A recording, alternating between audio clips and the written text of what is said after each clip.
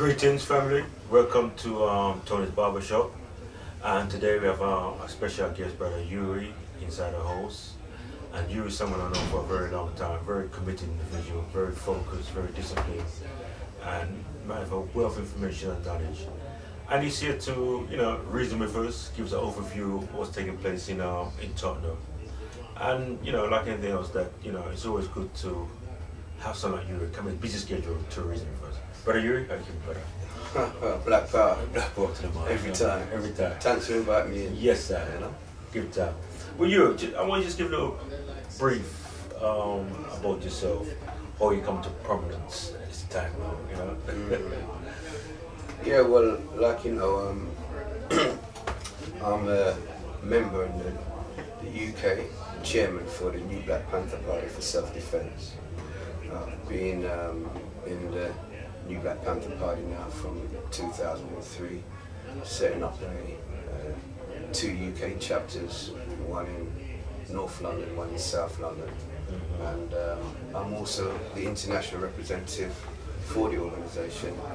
I'm responsible for opening chapters in Gambia, Senegal, and soon to be Kenya and Jamaica.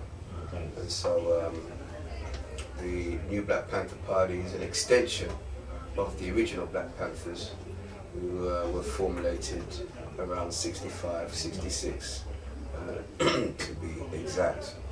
And when they broke up in the 70s due to the COINTELPRO and the US government sending in infiltrators and snitches and spies and using one against another to split them up.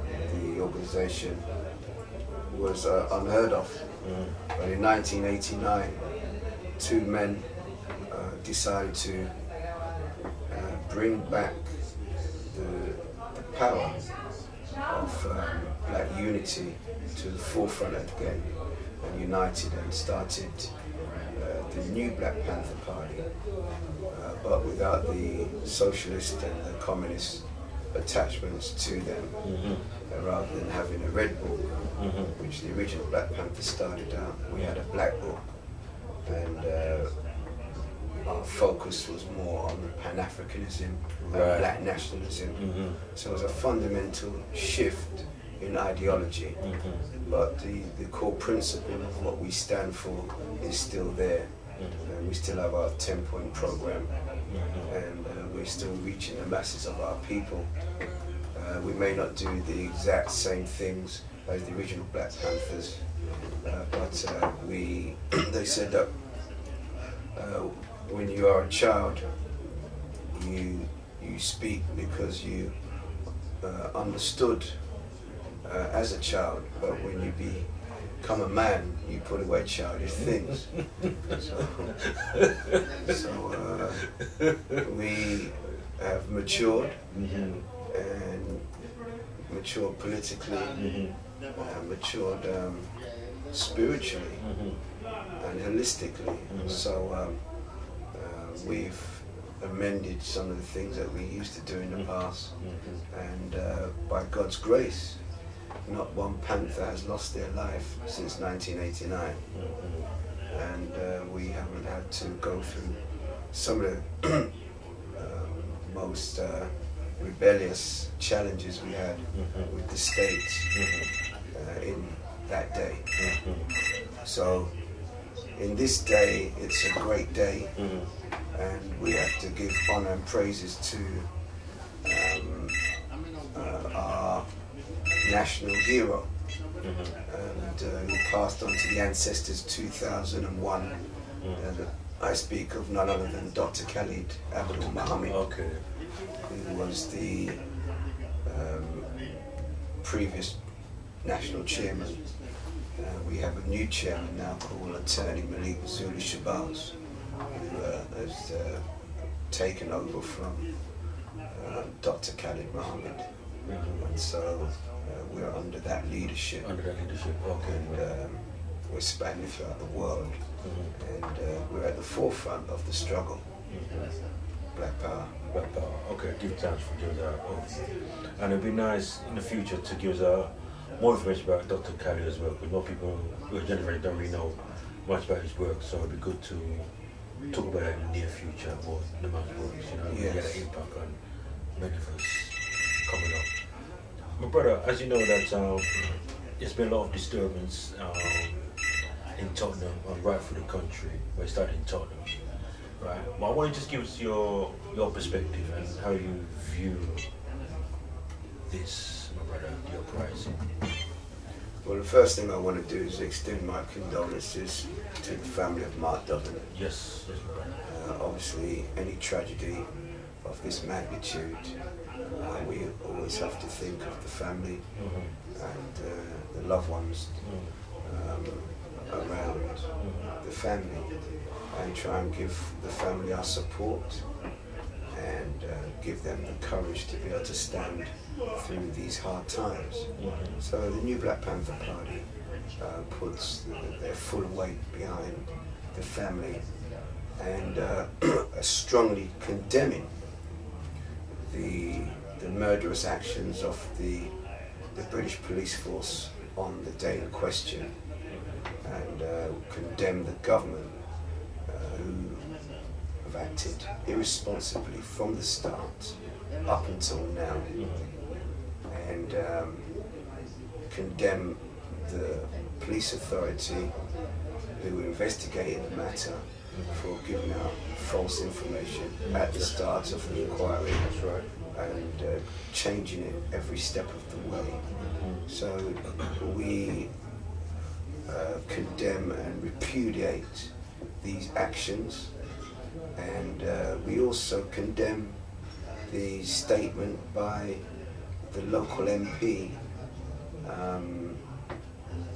MP Lammy, who, in contrast to the late Bernie Grant, has given us a different perspective on our relationships with the police and the community, which have been strained for the last 25 years. And we can see that they've not built up any strong relationship to amend what they did to our sister Jarrett at the time when they raided her place, stole keys belonging to her son, entered the premises without permission, without a warrant, and then lied when she had the heart attack. And obviously that was met with full force in an uprising from the community that also led to the death of their owner officer, PC Blakelow, which, as I say, any uprising or any war, the first casualty of war is the truth. And so we know the truth to be that the police again went about their duties in an irresponsible manner, and obviously have not learned lessons from the past and have gone about their duties again irresponsibly. And so they've had to again accept that their irresponsible actions led to another uprising, which was correct and right for the youth in this country to rise up and do. And we support that spirit, and we support that readiness and uprising that the youth performed on that day, which they peacefully went about their business in Tottenham, demonstrating, waiting 4 to 5 hours to get answers which were not forthcoming. And then a young teenage girl was assaulted viciously by the police, which led to an uprising, which was a matter of self-defense against vulnerable people within the community. I want to Black power. I want to yes, Black power. I want to bring to the table the reason for the table here now, that because you was able to point a contradiction on Ben TV with the uprising. I think it was in Egypt, if I'm not mistaken. I mentioned 2 places. 2 places, right? And how the government supported that, but yet again they don't support the uprising here, right? I wonder if you could just point the contradiction two views. But to me, that was give some kind of clarity and the conviction of the government here. Well, there's 2 points that I would have raised with you there, Brother Dougie. The first point is that there's no accountability for the police force when they commit violent actions or when they commit crimes. Let's be clear with that. Say that again, bro. That's very important. There's no responsibility or accountability when police commit crimes within the community. That's right. If I was working in a private capacity with a private corporation and I did anything untoward, they would immediately suspend me pending a further investigation. And it seems that the police have been given the right to commit crimes and not go through what you would have gone through with any corporate structure or with any employee, where you would be immediately suspended. And so over the last 10 years, looking at the statistics from Scotland Yard and the deaths at the hands of the police, it is shown that over 400 black male and female have been killed in strange or murky circumstances at the hands of the police. And up to now, none of them have been charged with these murders. So that would show me that there's some imbalance or there's something wrong with the way the system is. But yet, on the same token, a couple months ago,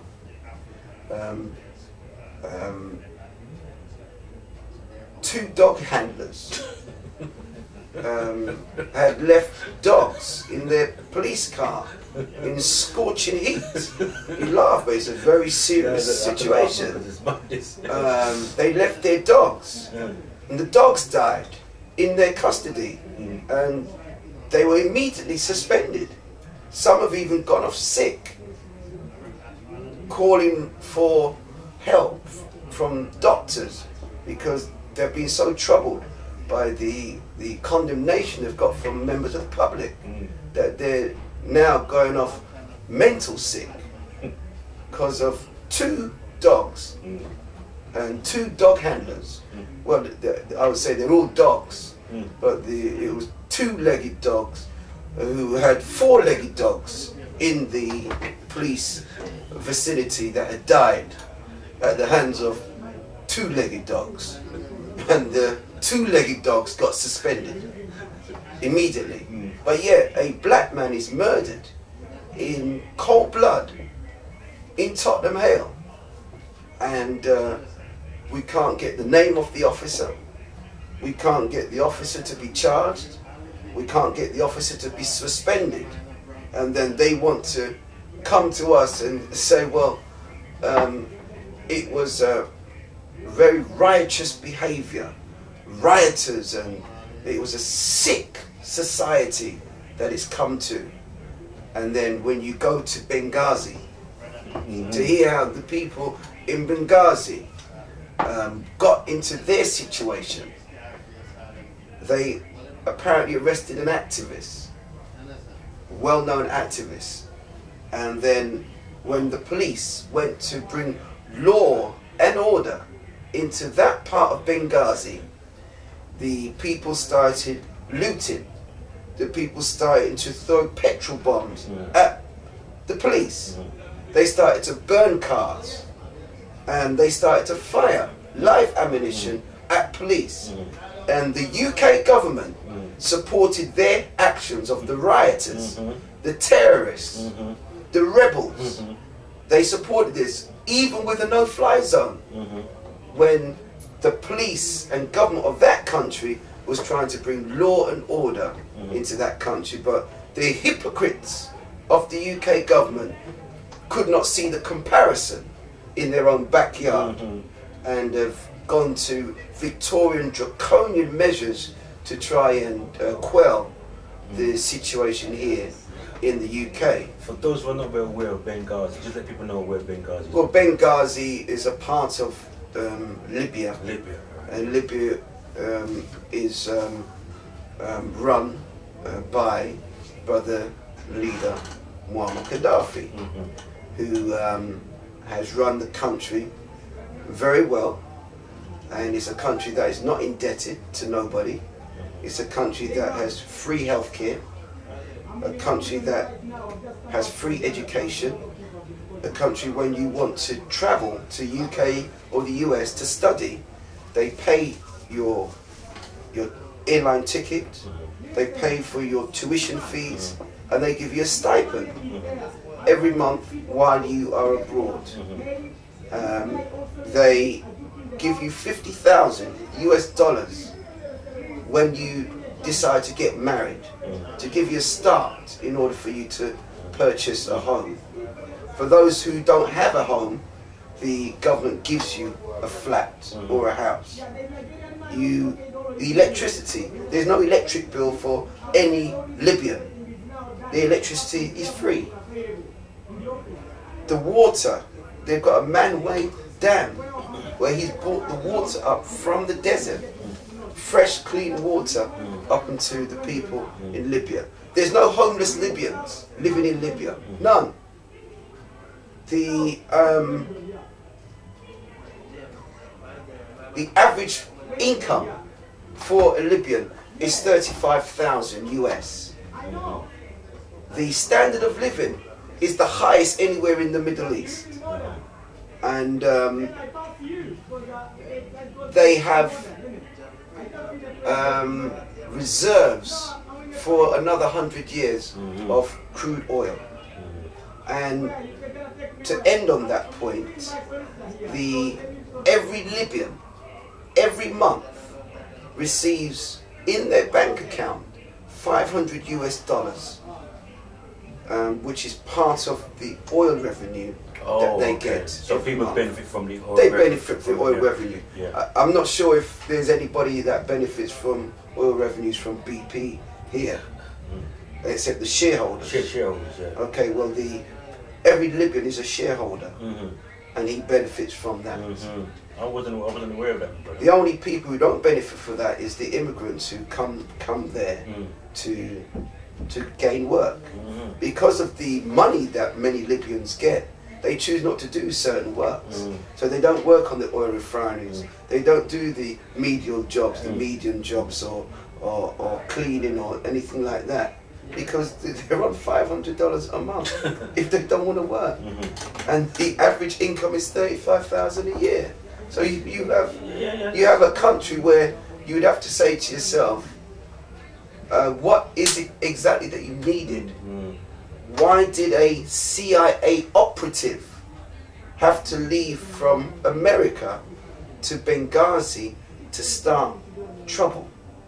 Why is Al-Qaeda involved in working with the rebels? Why were you backing Al-Qaeda, the same person you asked Gaddafi to transport to Guantanamo Bay when you was doing your flight missions and picking up Libyans? And he cooperated with you. Why did you let him turn over all of your nuclear armaments? Why did you do this? That's quite interesting. Is that you did this knowing that your plan was to come in and get him, because he had nuclear stuff. You had to make sure he turned it over first, bringing him from the cold, and then you just jump on him like that. So that's why we in the New Black Panther Party, we don't trust white people, because white people can not come and tell us that. You know? And so that's, I hope it's a lesson for every African leader that you have to keep your eye on the prize, because this devil, this demon, he's not your friend. And we always make friends very quickly with our enemies. Let me just bring it right round, because I'm glad you bring that to the surface, my brother. It's very important that we look at these things. And you only information where people like yourself, who's who does a lot of research and, the forefront, and, we give thanks to you. I want to bring around your thing about the youth, right? What do you think is the way forward for our youth today? Well, we have to take control of the educational system. Right.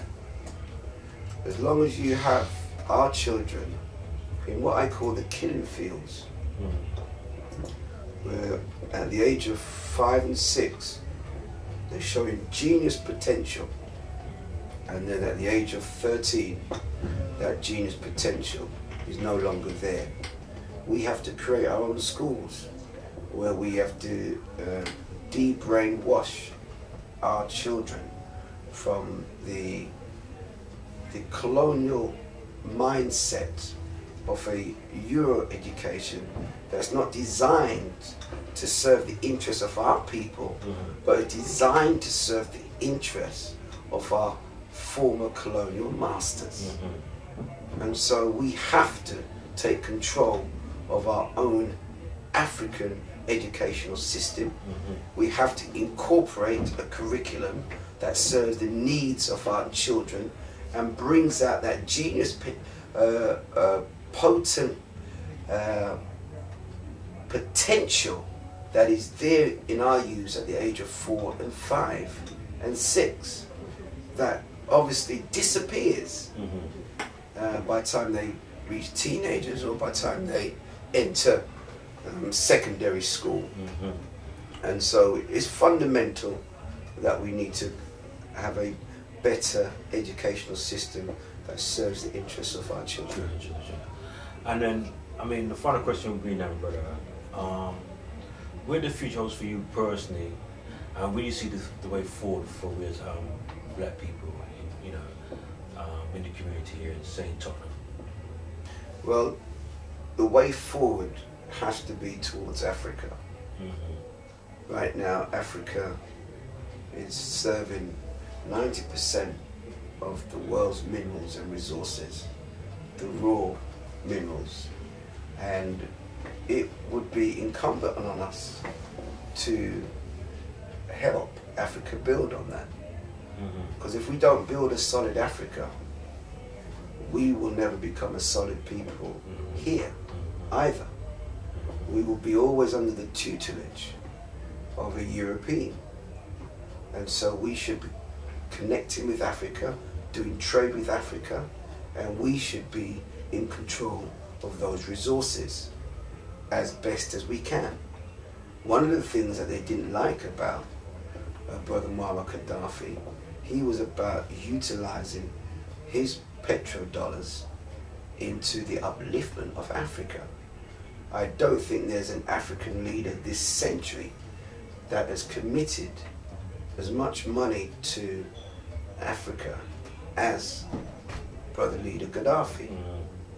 He recently built a satellite system which he contributed $400 million himself, and the African Union contributed 100 million.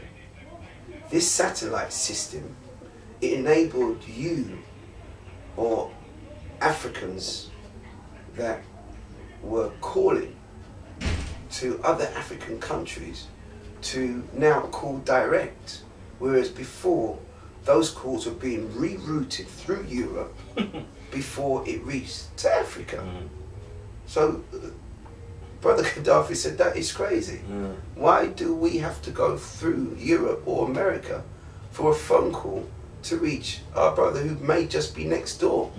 So if he was in Libya calling Egypt, that call would be rerouted to England, and then go back out.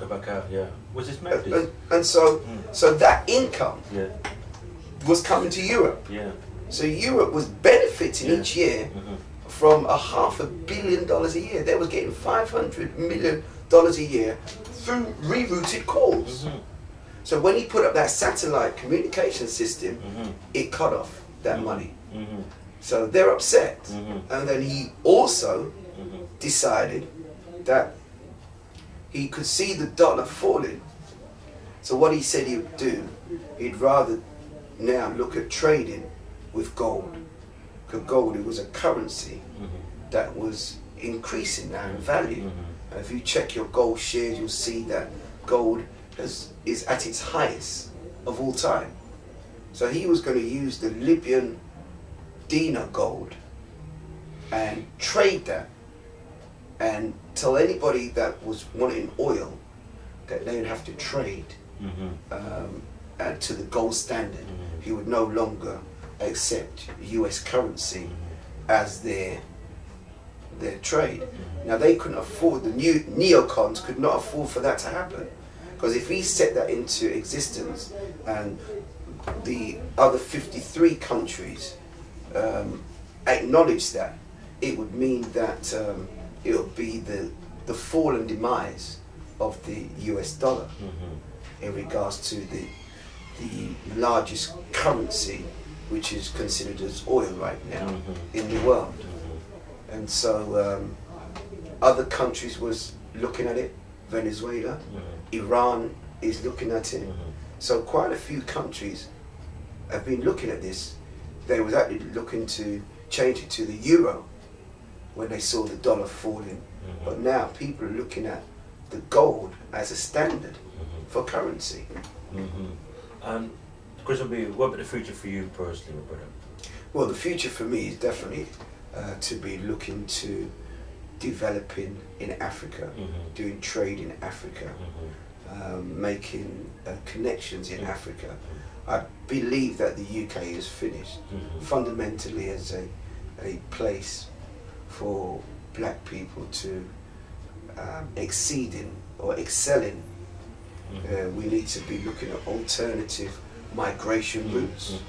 So when people are thinking about a new world, a new place to go and work and establish or do business, they should be looking towards Africa, like those in the Caribbean who was always looking to England, America and Canada. That shift or that focus of where to go to now should be Africa, with Ghana rising, Angola rising, South Africa already risen as a model for other places in Africa. That should be the focus on any black person in the world right now that are in the western region of the world. Okay, my brother. Again, I have to give thanks for you. Thank you for inviting me. Give thanks. Thank you very much. Black power every time. And black power to the listeners. Okay. So we have brother you inside the house, give us an overview. As you know, you is a very noisy person, very articulate, very expressive, and we give nothing but praise to brother Hughie. And we're here in brother Tony's shop, and also make people know that log into the big one, www.red5599.com, and then you'll get more information. So give thanks.